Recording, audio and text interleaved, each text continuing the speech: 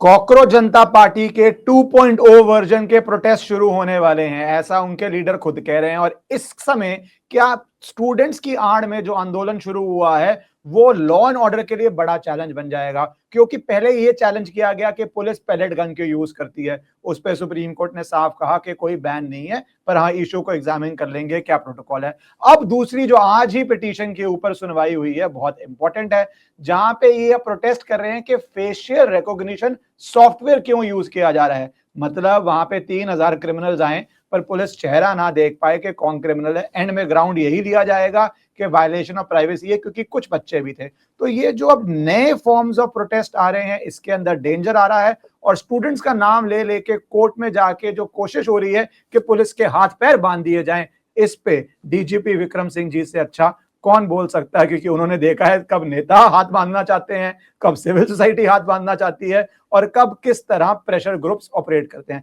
Thank you sir for taking out time and joining. Your wish is my command. A lot of you have been telling me that I need to start an English YouTube channel. As you see me on national television doing debates in English, I write in English, but important issues, some of you would be more comfortable to hear videos in English. So at least twice a week on my new English channel, either with a guest or conversation, or once a week covering the important issues, I will be posting on this channel in the original English audio. I may also put certain AI videos in English with translation so that you can get that experience also. So please shower your love there, your support there, and join this English YouTube channel. Thank you so much. बच्चों के कंधों पर बंदूक रखकर राजनीतिक और आर्थिक लाभ उठा रहे हैं। अब मैं आपको बताता हूं, बच्चों के साथ तो आप भी खड़े हैं, मैं भी खड़ा हूं, बच्चे हमारे हैं और हम बच्चों के साथ खड़े हैं। उनकी हर जो है वाजिब मांग के साथ हम बच्चों के साथ पूरी तरीके से तन मन धन से खड़े हैं। अपराधियों के साथ न हम थे, न है, न होंगे। और जो भी शक्ति सामर्थ्य सरकार देती है पुलिस को और आपको और हमें, असामाजिक और आपराधिक तत्वों को मटियामेट करना हमारा कर्तव्य नहीं, हमारा धर्म है। और जिस तरीके से सीजेपी एजिटेशन में 3,000 अपराधी, आपने तो एक जो दिल्ली पुलिस का फिगर है आपने उसको बताया, लेकिन फिगर इससे बड़ा है। और आप देखें बौद्धिक कुटिलता, इंटेलेक्चुअल डिसऑनेस्टी। राहुल गांधी जी से जब पूछा गया कि पुलिस कर्मियों के बारे में जो घायल हुए हैं 250 पुलिसकर्मी, उनके बारे में क्या कहना है, तो राहुल गांधी जी हमारे सम्मानित लीडर ऑफ अपोजिशन और इमरान मसूद माननीय सांसद समाजवादी पार्टी के फरमाते हैं, एक साहब तो कहते हैं इमरान की पुलिस तनख्वाह इसी बात की लेती है कि पिटने कुपने के लिए। विद्वतापूर्ण वक्तव्य तो देखिए। राहुल गांधी कहते हैं कि नहीं नहीं, आप लगता है बीजेपी के हैं। हम बीजेपी के हो, सीपीआई के हो, हम सीपीआई एमएल के हो, लेकिन ये जब पूछा गया तो आपकी इतनी नैतिकता नहीं थी कि 2 शब्द संवेदना के। और वैसे भी इश्करन जी, ये नपुंसक संवेदनाएं और निष्प्राण और निस्तेज संवेदनाएं, सिंपैथीज लेके पुलिस करेगी क्या? आपको अगर पुलिस से इतनी एलर्जी है तो पहला काम आप ये कर दीजिए, अपना पूरा पुलिस कवर आप आज कह दीजिए हमें पुलिस से इतनी सख्त एलर्जी है, हम वापस कर रहे हैं। अब हम खुद अपनी सुरक्षा प्राइवेट सिक्योरिटीज कराएंगे। वो किसी माई के लाल में दम नहीं है। माल पूरा चाहिए, सुरक्षा पूरी चाहिए और आलोचना भरपेट पानी पी पी करके। तो इश्करन जी, ये दोहरे मापदंड जन दुनिया और जनता हमारी देख रही है। अब हम बात पे इस पे आ जाते हैं, अपराधियों ने कौन से कुकर्म नहीं किए वहां पर मोलेस्टेशन से लेकर के पुलिसकर्मी हमारे 250 से ऊपर घायल हैं, जिसमें महिला पुलिस अधिकारी कर्मचारी। 30 गाड़ी आपने स्वाहा कर दी। और आप ये चाहते हैं कि पार्लियामेंट बढ़ने, बिल्कुल आपकी जो आंदोलन था शांतिपूर्ण हो, कोई दिक्कत नहीं है। आपने 6 पन्ने के 22 बिंदुओं के ऊपर हस्ताक्षर बनाए, जो आयोजक थे। आपने जो हस्ताक्षर बनाए तो आपने ये कहा था जंतर मंतर पे 1000 लोग से ज्यादा नहीं रहेंगे, कोई ऐसी गैर मुनासिब बात नहीं करेंगे, कोई हथियार लेके नहीं आएंगे, लाठी डंडे लेके नहीं आएंगे, आपत्तिजनक नारे नहीं लगाएंगे। और इश्करन जी हुआ क्या? पैसा दे दे के गाली दिलवाई गई।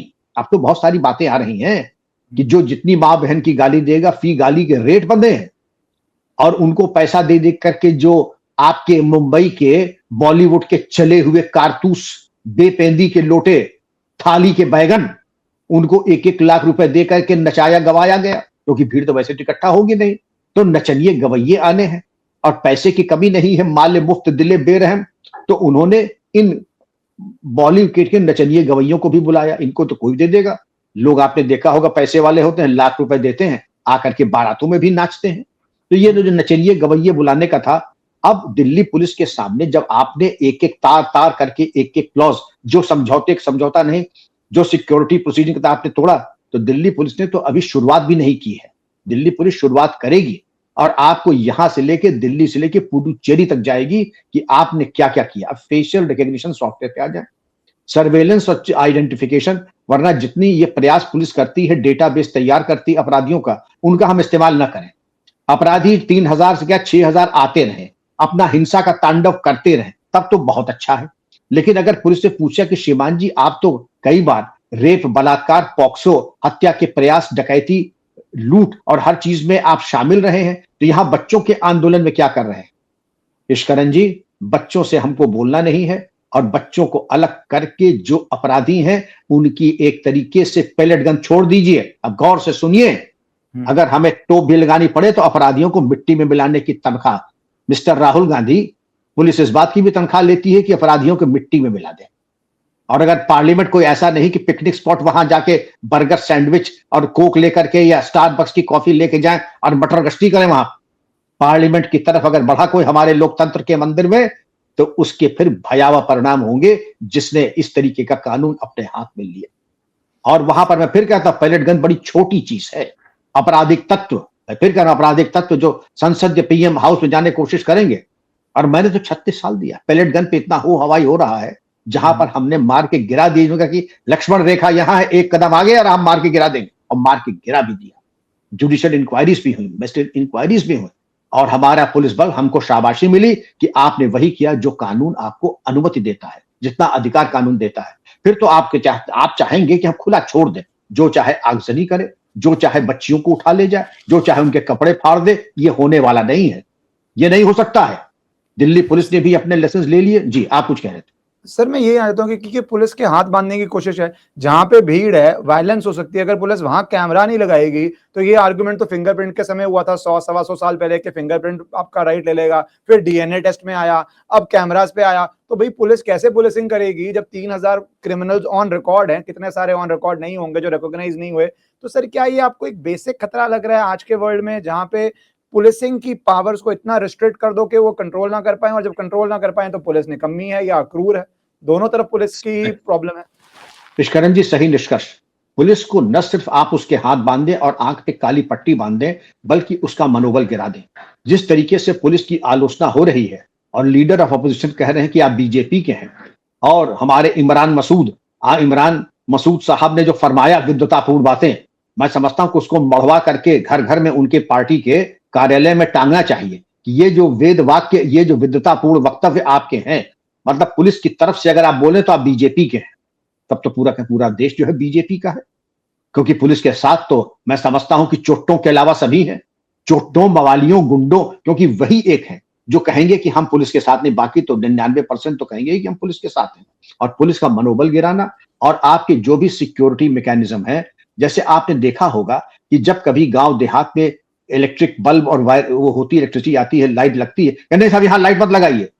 99% गांव वाले कहते हैं साहब लाइट जरूर लगा दीजिए, जिससे हम लोग सुरक्षित और यहाँ बच्चे पढ़ सकते हैं। लेकिन जो चोट्टे होते हैं, आधा %, उनको बहुत कष्ट होता है कि हमारी दारू की पार्टी कैसे होगी, हम महिलाओं के साथ छेड़खानी कैसे करेंगे, हम आपके बटुए कैसे छीनेंगे, हम आपको चाकू कैसे मारेंगे। तो बहुत बड़ी दिक्कत आ जाती है। तो इन चीजों को अपोज करते वही अपोजिशन अब हो रहा है, जिसके दिल में चौर्य प्रवृत्ति है, नेगेटिव आइडियाज हैं। वो नहीं चाहेंगे कि सर्वेलेंस इक्विपमेंट, सीसीटीवी और जनता के लिए जनहित में, इन पब्लिक इंटरेस्ट जो इक्विपमेंट लगाया जाए वो न लगाया जाए। लेकिन जनता देख रही है। दिल्ली पुलिस तो बहुत कानून से चलती है, कोई मतलब ऐसी नहीं है। दिल्ली की पुलिस के ऊपर तो 1000 नजरें हैं। वीडियो को 5 सेकंड के लिए इसलिए पॉज किया क्योंकि मेरी आपसे रिक्वेस्ट है कि अगर आपको पसंद आए तो आप इस वीडियो को लाइक और चैनल को सब्सक्राइब कर लीजिए। और कुछ तो कुटिल है, तो जो कुटिल और नकारात्मक है उनसे बच करके काम करना दिल्ली पुलिस का काम तलवार की धार पे चलने के बराबर है। लेकिन उन्होंने पहले भी कौशल दिखाया है और मुझे पूरा विश्वास है कि विगत के जो अनुभव थे उससे नसीहत लेकर के इस बार इनकी भीड़ के इकट्ठा होने से लेकर के और उनका समायोजन और उनके ऊपर नियंत्रण और उनके ऊपर कार्रवाई कैसे करनी है, मैं समझता हूं कि दिल्ली पुलिस ने अपने आप को कि CJP 2, 3, 4 की सोच भूल जाएं, या अगर जब भी करते हैं तो उनके स्वागत के लिए दिल्ली पुलिस बिल्कुल तैयार बैठी है।